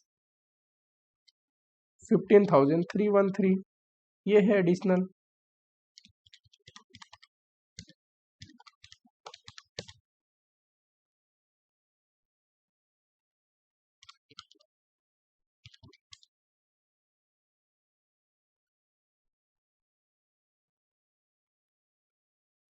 ये क्या है, additional benefit due to proposal, benefit due to proposed policy, अगर प्रपोज्ड पॉलिसी लेके आते हैं तो कितना एडिशनल बेनिफिट होगा, ये टोटल अप्रोच पे भी हम देखेंगे तो प्रपोज पॉलिसी में कुछ एडिशनल बेनिफिट हो रहा था, कितना हो रहा था, कोई घटा के बताएगा,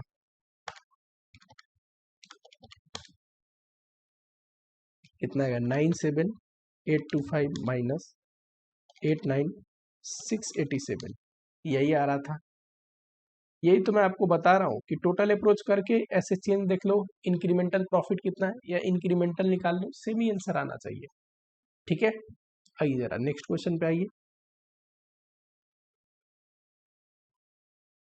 ये बिल्कुल बेसिक सा क्वेश्चन है, इतना क्वेश्चन कराया उन्हीं टाइप का,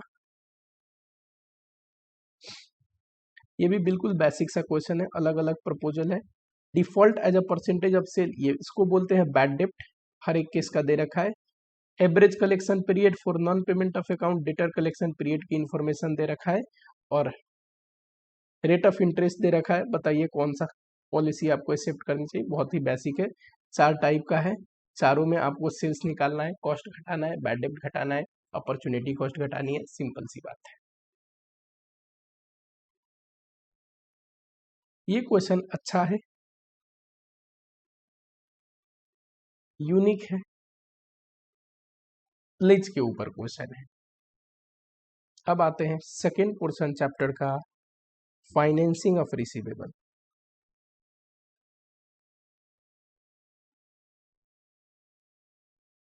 पहला था मैनेजमेंट ऑफ रिसीवेबल। रिसीवेबल में पैसा अगर फंस रहा है तो कोशिश करेंगे ऐसी क्रेडिट पॉलिसी एक्सेप्ट करें कि उधार में दे रहा है तो मैक्सिमम से मैक्सिमम बेनिफिट हो।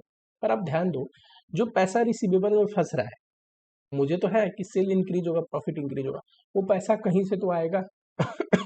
ठीक, मैं जो गुड्स बना के बेच रहा हूँ, बेचने के बाद पैसा मान लो डेटर कलेक्शन पीरियड 40 डेज है, 40 डेज बाद आएगा। तो एक तो तरीका है कि वो पैसा मैं बैंक से वर्किंग कैपिटल लोन लेके आऊं, है ना, और फाइनेंस करूं उस डेटर को।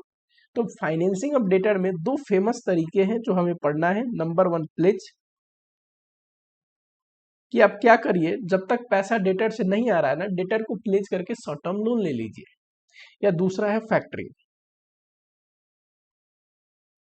ठीक है, तो प्लेज के ऊपर आते हैं। प्लेज के ऊपर प्यारा सा एक क्वेश्चन भी है, कराऊंगा। आई डोंट नो इंस्टीट्यूट की बुक में है कि नहीं, पर मैंने तो क्वेश्चन दे रखा है आप लोग को एडिशनल में। लिखो जरा टॉपिक प्लेज। प्लेज का मतलब कुछ नहीं हुआ, एक लोन है जो डेटर को हम प्लेज करके लेते हैं। It is a short term loan against debtor.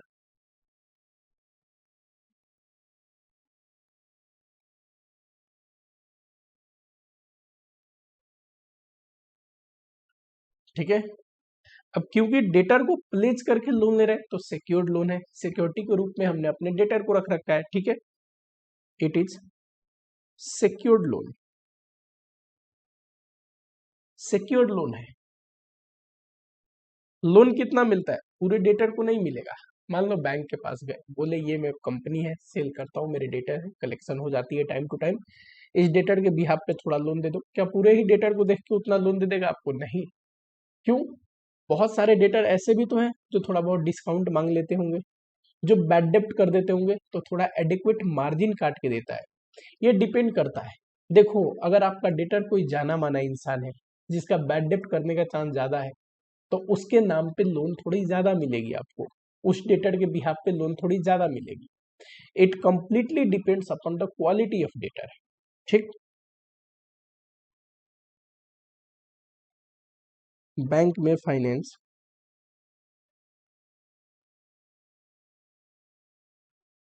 50% to 90% of debtor या रिसीवेबल, रिसीवेबल का 50 टू 90% के बीच में फाइनेंस आपको प्रोवाइड कर देता है। पूरा रिसीवेबल का अमाउंट तो फाइनेंस नहीं करेगा, थोड़ा मार्जिन तो वो भी रखेगा, depending upon quality of debtor, depending upon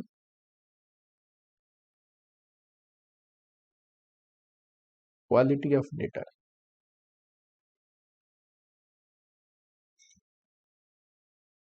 real life में होता क्या है, पीरियोडिक स्टेटमेंट मांगते हैं। आपको लोन दिए ना डेटर के एज में, कुछ कुछ दिनों में डेटर का पीरियोडिक स्टेटमेंट भी मांगा जाता है। आपको इतनी डिटेल में जानने की जरूरत नहीं, थोड़ी बहुत बेसिक मतलब पता होना चाहिए। इतना याद रखिए, आपके पूरे ही डेटर को एज अ कोलेटर रख के लोन नहीं देगा, थोड़ा मार्जिन भी डिडक्ट करता है। कुछ डेटर को तो एक्सेप्ट भी नहीं करता कि इस डेटर के अगेंस्ट में लोन नहीं देंगे। वही जो अच्छे डेटर है उनके अगेंस्ट में लोन मिलता है, उसमें भी थोड़ा मार्जिन कट करके लोन मिलता है। ठीक है, बैंक में डिडक्ट अप्रोप्रिएट मार्जिन,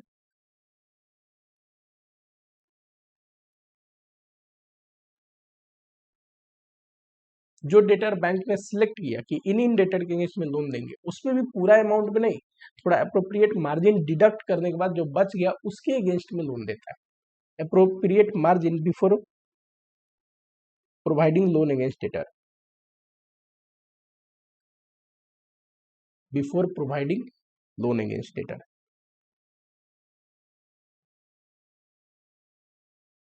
स्टॉक और डेटर के अगेंस्ट में लोन मिलता है, छोटी मोटे इंसान को नहीं मिलता, बड़ी बड़ी कंपनियों को लोन मिलता है, याद रखना आपकी बात को, ठीक है। अब आते हैं जो अपना क्वेश्चन है उसके ऊपर, बड़ी प्यारा सा छोटा सा क्वेश्चन है, कह रहा है a bank in analysing the receivable of Jackson company in order to identify acceptable collateral for short term loan. Jackson गया बैंक के पास, ये देखिए हमारा डेटर है, इसके अगेंस्ट में कुछ लोन लेना है, इसको एज अ कोलेटरल रख के लोन दे दो। अब बैंक इवेलुएट कर रहा है, ठीक है।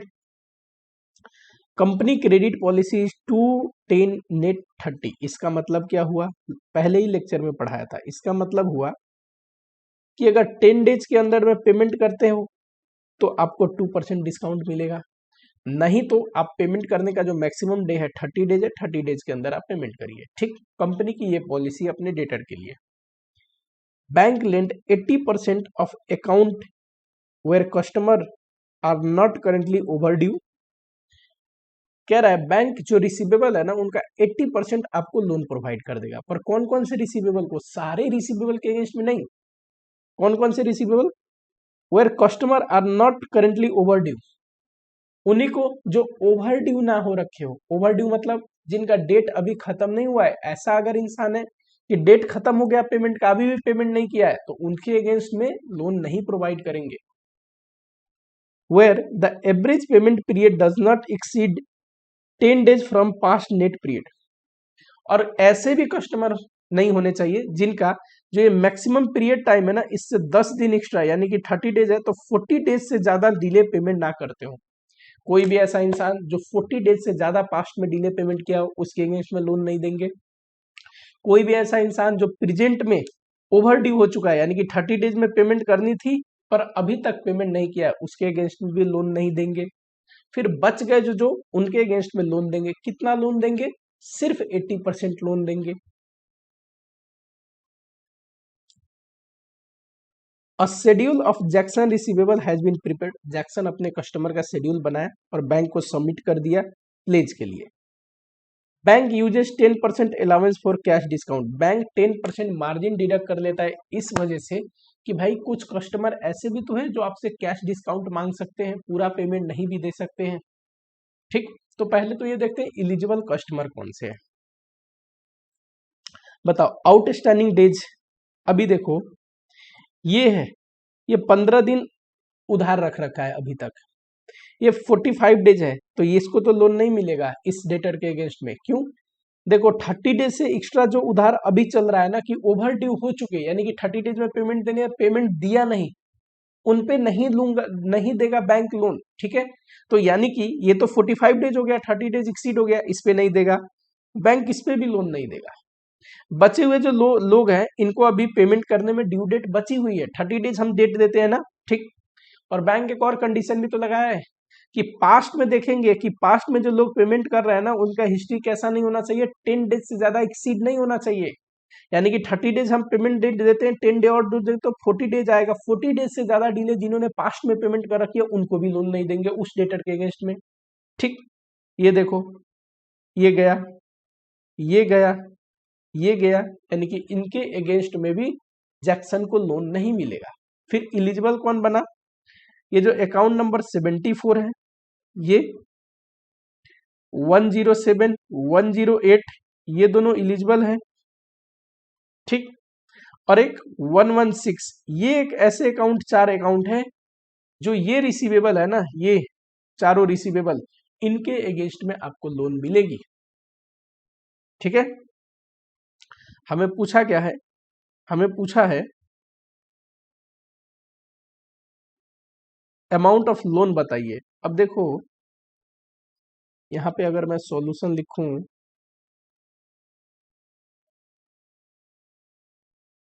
तो सबसे पहले मुझे लिखना चाहिए कि देखो, bank does not provide loan against debtor which are currently overdue, जो ओवर ड्यू हो चुके हैं। Bank does not provide loan against debtor which are currently overdue, which are currently overdue, जो अभी over due हो चुके हैं ना, जिनका डेट गुजर चुका है, पेमेंट नहीं दिए, उनके अगेंस्ट में बैंक लोन नहीं देगा। Currently overdue. इस वजह से देयरफॉर कितने लोग हैं जो करेंटली ओवरड्यू चल रहे हैं, यहाँ पे देखिए 94 अकाउंट नंबर और 114 अकाउंट नंबर 30 डेज से ज्यादा हो चुका है और पेमेंट नहीं दिए हैं, तो ये रिजेक्ट हो गए। Therefore account number 91 and 114 are rejected. Bank की दूसरी कंडीशन है, पास्ट में पेमेंट जिन्होंने किया है ना, उनकी हिस्ट्री कैसी होनी चाहिए, 10 दिन से ज्यादा डिले पेमेंट नहीं होनी चाहिए। 30 दिन तो हम देते हैं, 10 दिन और जोड़ दो, 40 दिन से लेट जिन्होंने पेमेंट किया है उनको रिजेक्ट कर देगा bank. Bank does not provide loan against those debtor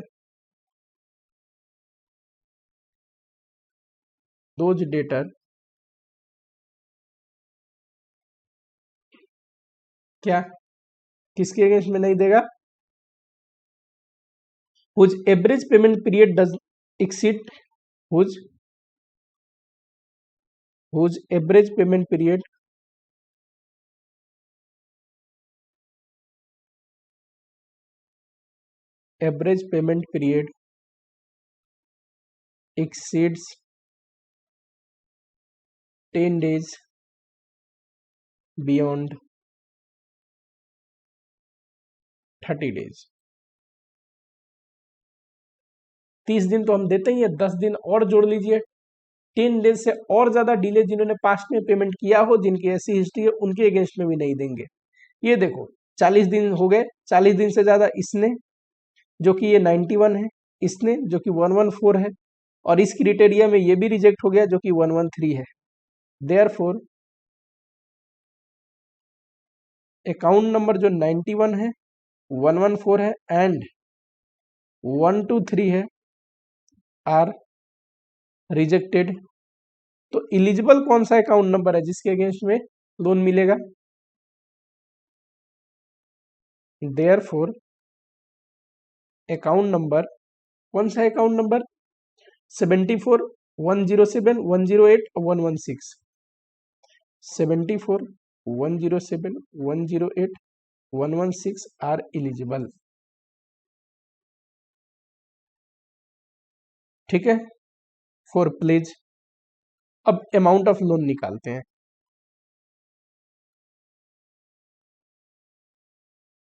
देखिए जरा, यहाँ पे लिखो अकाउंट नंबर 74 107 108 116, इनका अमाउंट कितना है, 25,000, 11,500,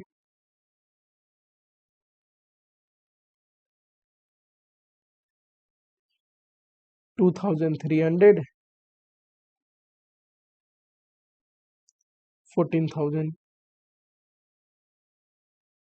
ठीक, आपको पता है 10% बैंक मार्जिन डिडक्ट कर लेगा, 10% अलाउंस रखेगा, किस लिए, कि कुछ लोग डिस्काउंट या रिटर्न उटर्न भी तो कर सकते हैं। तो सिर्फ 90% वाले इलिजिबल डेटर हो गए, इलिजिबल डेटर जो कि कितना है, सिर्फ 90%। अब जैसे 74 में 25,000 का तो डेटर है, लेकिन पूरे डेटर का लोन देंगे क्या, नहीं, 90% का, तो 0.9 आ गया, 22,500। ये है इलिजिबल डेटर। और इलिजिबल डेटर का कितना लोन मिलता है, 80% लोन अमाउंट, जो कि इलिजिबल डेटर का 80% ही मिलेगा आपको। तो इसका 80% करिए, 18,000 आया। सिमिलरली 11,500 का 10% घटा दे तो 90% इलिजिबल है, और इसका 80% आपको लोन मिल जाएगा।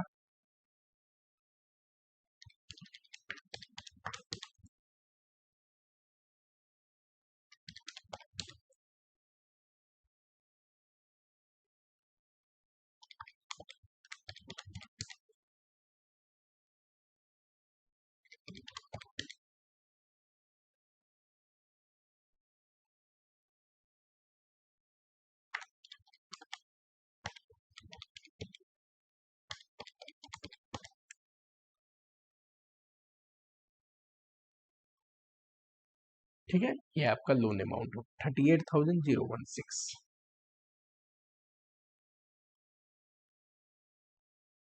कुछ मिस्टेक हो गया क्या? 116 का अमाउंट हमने गलत लिखा है, जरा देखना। 116 का अमाउंट हमने गलत लिखा है, 116 का अमाउंट है 29,000। चलिए कोई दिक्कत नहीं, तो इसको एरेज कर लेते हैं। 29,000 अगर आएगा तो इसका 90% कितना होगा,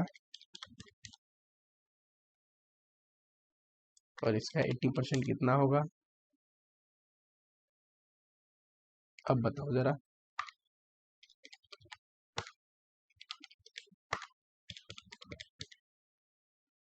कितना लोन मिल जाएगा आपको आपके डेटर के अगेंस्ट में?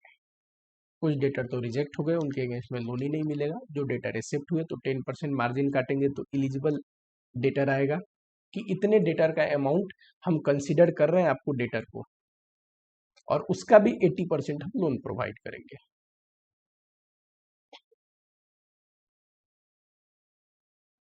ठीक है, ये भी क्वेश्चन बहुत आसान है, मेरे कराने लायक कुछ नहीं है। चलो एक ये क्वेश्चन है जो मैं आप लोगों को कराता हूँ। बढ़िया क्वेश्चन है, क्वेश्चन नंबर 7। इसमें जो चीज मुझे सिखानी थी कि अगर कैश डिस्काउंट ना दे क्वेश्चन में, और एवरेज कलेक्शन पीरियड ना दे या डेटर कलेक्शन पीरियड ना दे, तो आप कैसे निकालोगे? तो ये क्वेश्चन इसमें कवर हो जाएगा। क्वेश्चन नंबर 7 है, बढ़िया क्वेश्चन है। इसमें हम क्या सीखेंगे? दो चीज तो इंपॉर्टेंट लिखो क्वेश्चन नंबर 7 को। इसमें दो चीज सीखेंगे। If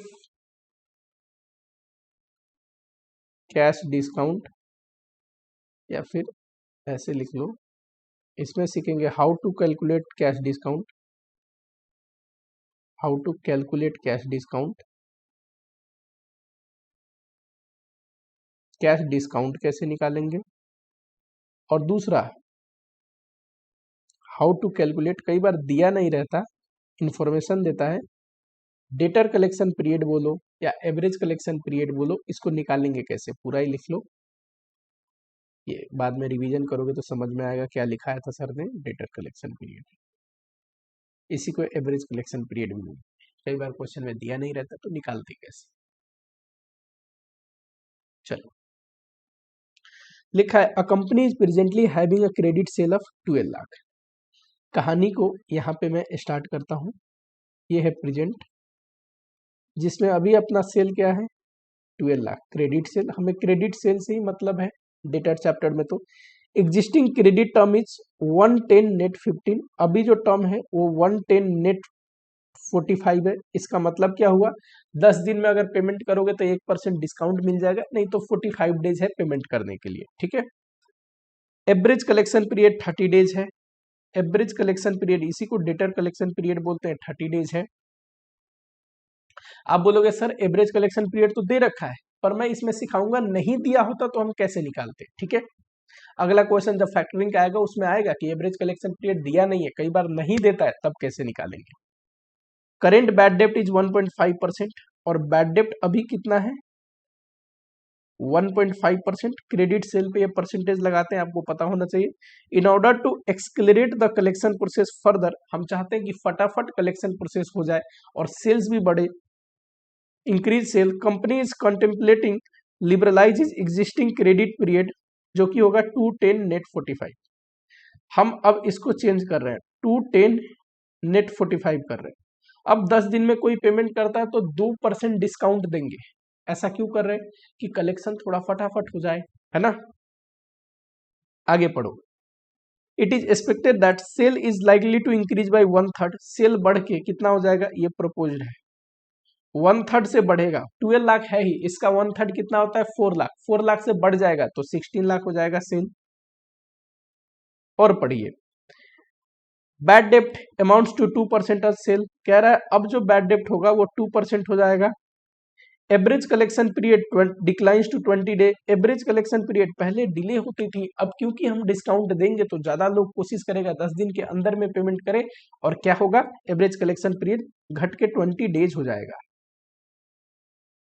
contribution to sales ratio 22% है, तो वेरिएबल कॉस्ट रेशियो कितना होगा? अगर सेल्स का 22% कंट्रीब्यूशन है तो वेरिएबल कॉस्ट 100 माइनस 22 78% होगा। अपॉर्चुनिटी कॉस्ट दिया हुआ है 15% pre tax, return on investment 15% तो है, प्री टैक्स है तो आफ्टर टैक्स करने के लिए 1 माइनस टी, और टैक्स रेट है 30% तो 0.3। बताइए कितना आएगा? 15 इंटू 0.7 10.5%। करेक्ट? इतना तक आपको समझ में आया क्या? ठीक है, उसके बाद देखिए 50% and 80% of the customer in relation to sales revenue are expected to avail cash discount under existing। अभी जो है वो कैश डिस्काउंट कितना लेंगे लोग? 50%, और प्रोपोज्ड पॉलिसी में ये हो जाने वाला है 80% कैश डिस्काउंट लेने वाले लोग। ठीक है, बोल रहा है बताइए क्रेडिट टर्म्स चेंज करें कि नहीं, कि प्रेजेंट में रहे कि क्रेडिट पॉलिसी को चेंज करें। जरा आओ इसको मैं कॉपी पेस्ट करता हूं और यहां पे लेके आते हैं। ठीक है, ये अपना क्वेश्चन है। ठीक है, अब देखना जरा यहाँ पे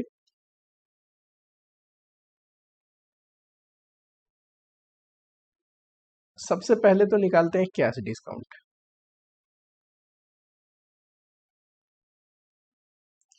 ये है प्रेजेंट और ये है प्रपोज्ड। बताओ प्रेजेंट में कितना परसेंट लोग कैश डिस्काउंट ले रहा है? 50% लोग। 12 लाख का सेल है, 50% लोग कैश डिस्काउंट लेगा, तो इतने लोग होंगे जो डिस्काउंट लेंगे। और डिस्काउंट का रेट कितना है? तो 1% है डिस्काउंट। जरा करो,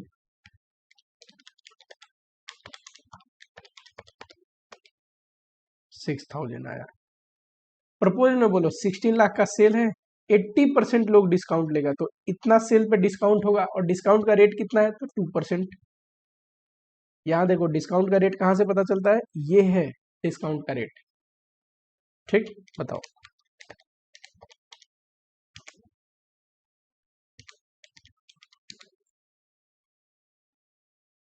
$25,600। ये क्या है? ये तो डिस्काउंट हो गया। अब यहाँ पे प्रॉब्लम ये है कि एवरेज कलेक्शन पीरियड दे रखा है इस क्वेश्चन में। मैं एक्सपेक्ट कर रहा था वो भी ना दिया होता तो क्या करते। अगर मान लो, वैसे तो हमें ये यूज करना है जो दे रखा है, नहीं दिया होता तो कैसे निकालते? If average collection period not given, तो पता है एवरेज कलेक्शन पीरियड कैसे निकालते हैं? ध्यान से देखो, पहले केस में 50% लोग कैश डिस्काउंट ले रहे हैं ना, यानी कि 50% लोग कब तक पेमेंट कर रहे होंगे? 10 दिन के अंदर। बचा हुआ 50% जो डिस्काउंट नहीं ले रहे हैं उनके लिए पेमेंट डे क्या है? 45 डेज। तो इसका क्या पता है कैसे आता? 10 डेज के अंदर 50% लोग पेमेंट कर रहे हैं और 45 डेज के अंदर 50% लोग पेमेंट कर रहे हैं। कितना आता? 27.5 डेज आता एवरेज कलेक्शन पीरियड। पर हमें निकालने की जरूरत नहीं है, हमें तो वो यूज करना है जो ऑलरेडी क्वेश्चन ने दे रखा है। नहीं दिया होता तो ऐसे निकालते, ये मैं बता रहा हूं। किसी क्वेश्चन में ना दिया हो तो ऐसे निकालेंगे, ये मैं बता रहा हूं। ठीक है, सेकेंड केस में देखो 80% डिस्काउंट ले रहा है ना, तो यानी कि 80% लोग 10 डेज के अंदर पेमेंट करेंगे। बचे हुए 20% लोग 45 डेज, क्योंकि 45 डेज है ना हमें पेमेंट करने के लिए, तो मैक्सिमम 45 डेज मिले हैं, तो 45 डेज में 20% लोग पेमेंट करेंगे। जरा बताइए,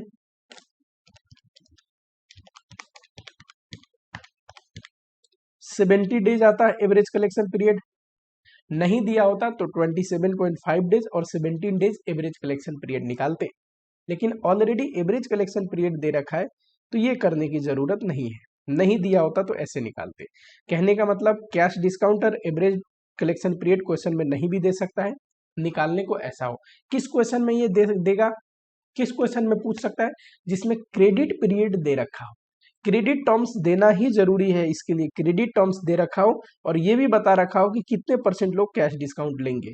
ये दोनों कंडीशन दे, अगर क्रेडिट टर्म्स भी दे और कितने परसेंट लोग कैश डिस्काउंट भी ले रहे हैं, तो कैश डिस्काउंट निकल जाएगा, साथ ही में एवरेज कलेक्शन पीरियड भी निकल जाएगा। हमारे केस में कैश डिस्काउंट मैंने निकाला, ये जरूरी था, दे नहीं रखा था अमाउंट, लेकिन एवरेज कलेक्शन पीरियड नहीं निकालूंगा क्योंकि ऑलरेडी दे रखा है, तो उसी को यूज करना है। अब करो इवेल्युएशन ऑफ पॉलिसी।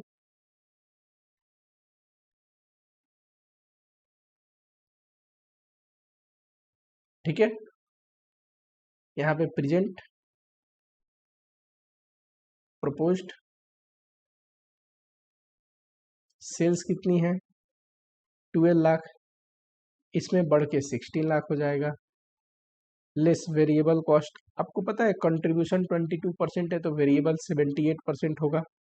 78%, बताइए 12 लाख का 78% कितना होता है?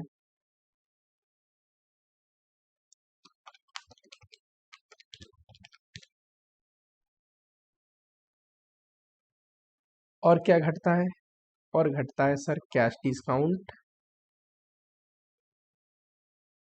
6000 है, 25,600 है, ये ऑलरेडी आपने निकाल रखा है। और क्या घटता है? और घटता है सर बैड डेप्ट। बैड डेप्ट कितना है? पहले केस में सर बैड डेप्ट का दे रखा है 1.5%। अगर 12 लाख है और उसका 1.5% बैड डेप्ट है तो 18,000 आएगा। सेकेंड केस में बैड डेप्ट का परसेंटेज है सर 2% और क्रेडिट सेल है 16 लाख। अगर 16 लाख है और उसका 2% बैड डेप्ट है तो ये 32,000 आएगा। ठीक, ये आया पीबीटी। इसमें से सर टैक्स घटा देंगे, जो कि टैक्स रेट है 30% के रेट से टैक्स है। देखो यहाँ पे, तो ये आ जाएगा पैट। इसमें से अपॉर्चुनिटी कॉस्ट घटानी होगी,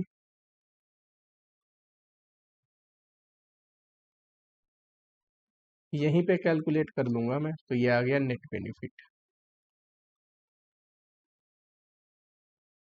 करो जरा, 12 लाख माइनस 9,36,000 माइनस 6,000 माइनस 18,000, तो ये आ गया 2,40,000।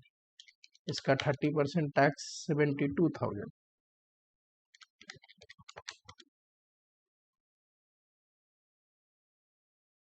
सिमिलरली सेकेंड केस में भी बता दूं,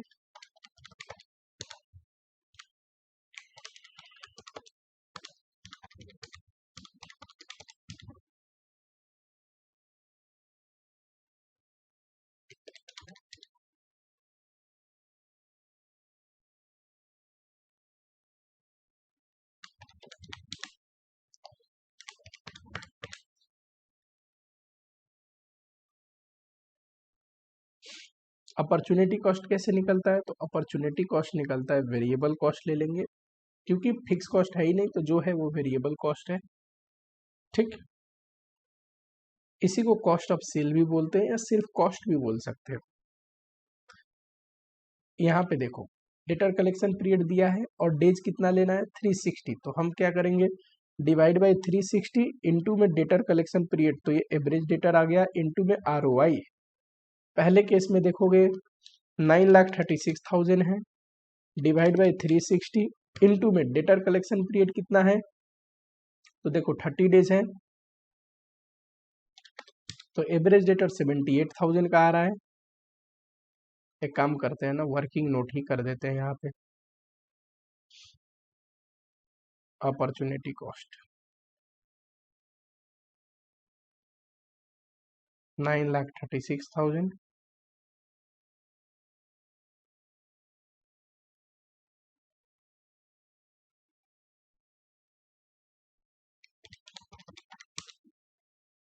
8190, ये आएगा। ठीक है, 8190 करिए जरा, कितना आया यहाँ पे डालो, 8190 माइनस 1,68,000।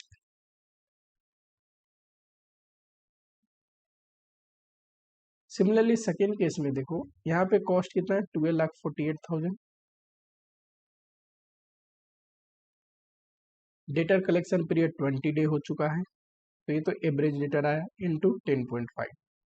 आपको इस क्वेश्चन में ये भी प्री टैक्स दिया था, हमने पोस्ट टैक्स किया, याद होगा।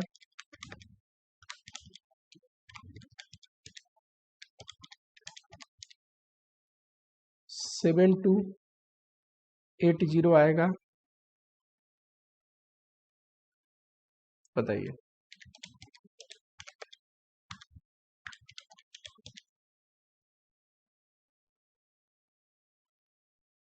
अब हमारा नेट बेनिफिट क्लियरली क्या है, प्रपोज्ड पॉलिसी में ज़्यादा है तो डिसीजन क्या देंगे,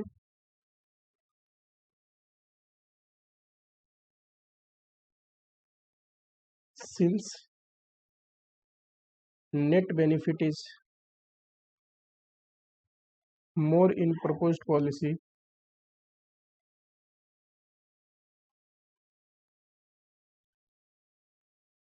प्रपोज्ड पॉलिसी में नेट बेनिफिट ज़्यादा है तो उसको एक्सेप्ट करनी चाहिए, इट शुड बी इम्प्लीमेंटेड, उसको इम्प्लीमेंट करनी चाहिए।